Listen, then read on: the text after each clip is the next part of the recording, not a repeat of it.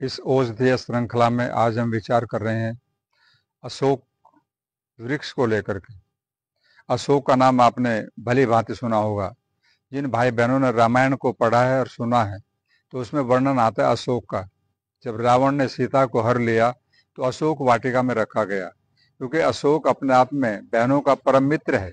इसका एक नाम बहनों का परम मित्र भी माना जाता है, और उसका कारण है कि बहनों की समस्त बीमारियां, चाहे आप जिसकी भी बात करें, समस्त बीमारियों का अगर उन्मूलन करने का सामर्थ्य किसी पौधे के अंदर है, किसी वृक्ष में है, तो वह है अशोक। इसको आपने टीवी पर भी कई बार इसके बारे में सुना होगा कि बहनों का मित्र हेम पुष्पा।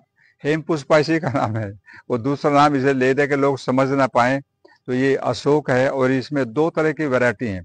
एक आपने देखा होगा जो सीधा ऊपर को बढ़ता है, तो वो नकली अशोक है।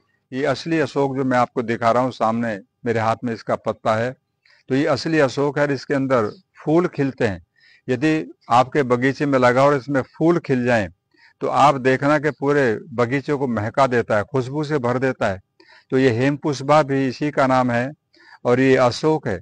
बहनों की समस्त बीमारियां, चाहे आप पीसीओडी की बात करें या अति स्राव की बात करें, अत्यार्तव करें, एमसी की प्रॉब्लम, कोई भी किसी प्रकार की प्रॉब्लम यदि आपको है तो आप आंख बंद करके इसकी छाल का प्रयोग करें।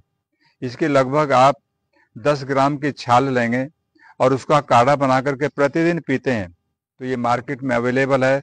तो मैं कहना चाहूंगा बहनों की समस्त बीमारियों को ठीक करने का सामर्थ्य इस पौधे में है। मार्केट में एक अशोक अरिष्ट भी मिलता है, वो ठीक है।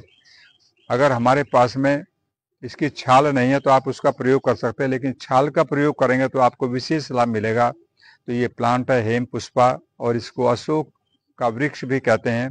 इसके अंदर अनेक गुण हैं, तो बहनों का परम मित्र भी कहलाता है। इसलिए आप इसका प्रयोग करते अपनी समस्त बीमारियों को ठीक कर सकते हैं। हमारी संस्था का एक उद्देश्य है वृक्षों से परिचय कराएं, जिनको आज हम भूल चुके हैं उनके प्रति आपको उसकी याद दिलाएं, ताकि आप अपना इलाज कर सकें और हेल्दी और स्वस्थ रहें।